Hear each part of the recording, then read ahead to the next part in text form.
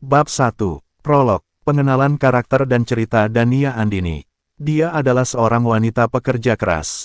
Ibunya sudah meninggal dunia, ayahnya sudah menikah lagi, dan pernikahan mereka yang kedua dikaruniai dua anak, Risha Amelia dan Raksa Ardana. Dania mendapat perlakuan buruk dari ibu tiri dan adik perempuannya. Ayahnya tidak terlalu peduli, dan sibuk dengan urusan pekerjaan. Hanya adiknya Raksa yang membuatnya tetap menganggap tempat yang ia tinggali adalah rumah. Suatu hari saat kerugian besar datang di perusahaan ayahnya, sampai pada kondisi perusahaan bangkrut. Dania harus rela menjadi tumbal keserakahan ayahnya. Dia dijual sebagai gadis penebus hutang. Dia harus menikahi pria kaya yang bisa menyelamatkan keluarganya. Dia harus terpaksa menikahi tuan muda sebagai bayaran darinya karena menolong perusahaan ayahnya.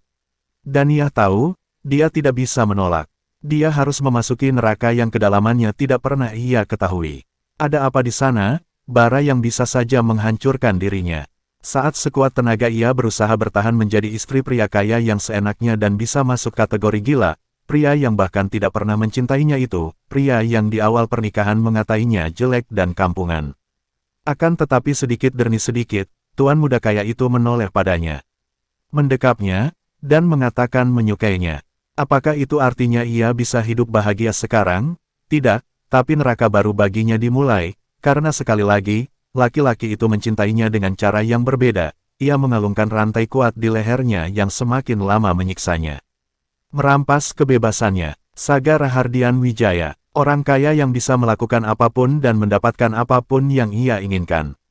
Roda kehidupan berputar di sekelilingnya sesuai apa yang ia inginkan.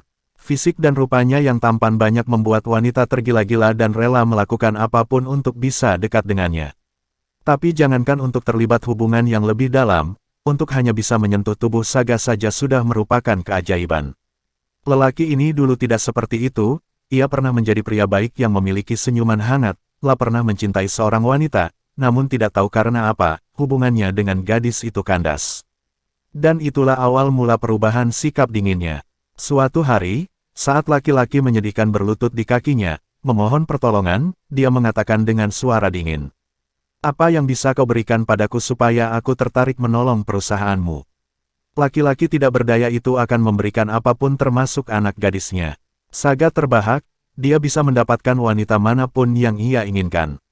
Lalu seberapa berharganya putrimu sampai bisa membuatku tertarik begitu, gumamnya. Sekretaris Han di sampingnya yang sedari tadi diam menyerahkan HP, menunjukkan sebuah foto. Seorang gadis dengan rambut bergelombang yang sama sekali bukan tipenya. Senyum cerianya, bola mata, garis bibir dan sepertinya semua yang dimilikinya sama sekali bukan seleranya. Sekretaris Han menggeser foto lagi, sekarang foto seorang gadis yang jauh mendekati seleranya. Cantik, rambut lurus hitamnya jatuh. Cara berpakaiannya juga menarik. Mereka kedua putrinya. Saga terbahak, ia seperti menemukan mainan baru yang menyenangkan, dilemparkannya HP itu ke hadapan laki-laki yang sedang berlutut. Baiklah, berikan padaku anakmu, aku akan menikahinya dan menyelamatkan perusahaanmu. Nada suara Saga tidak bisa ditebak, apakah dia serius atau hanya sedang mempermainkan laki-laki menyedihkan di hadapannya. Terima kasih Tuan, terima kasih Tuan. Laki-laki itu tidak peduli, ia hanya mementingkan bahwa ia bisa menyelamatkan perusahaannya. Dia melihat layar HP yang dilemparkan Saga di depannya. Foto anak pertamanya, dengan rambut bergelombang sedang tersenyum dengan ceria. Itulah hari di mana dia menjual anak gadisnya. Untuk menyelamatkan perusahaan, Bab 2. Awal mula, hanya pernikahan ini yang bisa menyelamatkan hidup keluarga. Berkorbanlah sedikit saja, kami sudah membesarkanmu sampai dengan dewasa seperti ini, bagaimana kau tidak tahu caranya membalas budi? Tuan muda Saga berjanji akan menyelamatkan perusahaan dan keluarga ini. Berjanjilah pada ayahmu, kau akan melakukannya. Tubuh Dania bergetar, ia tertunduk dalam. Menatap lututnya sendiri, mencengkram jemarinya yang terkepal. Ia merasa marah, namun perasaan itu pun tidak bisa ia keluarkan. Balas budi, bukankah aku anak kandungmu? Bukankah kewajibanmu memberiku makan dan tempat tinggal? Kenapa aku harus membalas budi untuk kewajiban yang memang harus kau lakukan? Aku membencimu dengan seluruh kehidupanku. Pernikahan akan dilaksanakan pada tanggal 10. Terhitung dari sekarang hanya 10 hari lagi. Dania bahkan tidak mengatakan apapun, ia tidak menggelengkan kepala ataupun tidak menganggukkan kepala. Toh gerakan kepalanya tidak akan merubah apapun. Terima kasih. Bahkan kata yang sangat ingin didengarnya itu tak pernah mereka lontarkan. Mereka menganggap pengorbanannya adalah sebuah keharusan. Bukanlah sesuatu yang layak mendapatkan ucapan terima kasih. Dia anak pertama keluarga ini. Jadi tanggung jawabnya untuk berkorban. Sudah kewajibannya karena dia diberi tempat tinggal, makanan dan pakaian. Balas budi. Dania masih mematung di depan kaca, menatap bayangan menyedihkan dari wajahnya sendiri. Permisi Nona, utusan dari keluarga Tuan Saga datang ingin menjemput Anda. Bibi pengurus rumah sudah berdiri di belakangnya. Tanpa terdengar langkah kaki mendekatnya. Kenapa? Dania bertanya tanpa memalingkan wajah, masih menatap bayangan menyedihkan di kaca. Inilah wajah manusia yang bahkan tidak punya kekuatan untuk hanya menggelengkan kepala penolakan.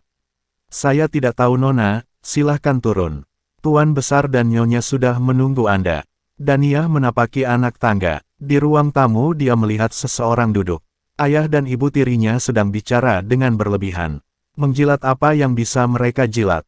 Tanpa rasa malu, Dania menghentikan langkahnya saat pria itu berdiri karena melihatnya datang. Saya akan membawa Nona Dania sekarang, ucapnya. Baik Sekretaris Han. Dania, ikutlah dengan Sekretaris Han, Tuan Saga ingin bertemu denganmu. Dania tidak menjawab apa yang ayahnya katakan. Ibu tirinya terlihat memelototinya, namun tidak bisa melakukan apapun karena ada utusan dari keluarga calon suaminya. Dania berjalan mengikuti langkah kaki utusan itu, tanpa bicara sepatah kata pun. Dia memasuki mobil masih tanpa suara. Saat mobil berjalan pun dia tetap membisu. Apa yang akan terjadi padaku lari? Aku ingin lari. Tapi kemana? Walaupun keluarga ini tidak seutuhnya menganggapku keluarga. Namun hanya tempat ini yang bisa kusebut rumah. Aku masih punya adik laki-laki satu, ayah yang menyayangiku. Aku tak punya tujuan untuk lari. Merasa beruntung karena memiliki rumah, untuk itulah mungkin benar kata ayah, aku harus membalas budi. Sambil menatap pohon-pohon di pinggir jalan, pikiran Dania berlarian kemana-mana. Saga Rahardian Wijaya adalah nama calon suaminya. Pemilik perusahaan ternama Antarna Group. Rumor yang beredar tentangnya adalah, dia laki-laki muda yang berdarah dingin. Kejam terhadap setiap lawan-lawannya.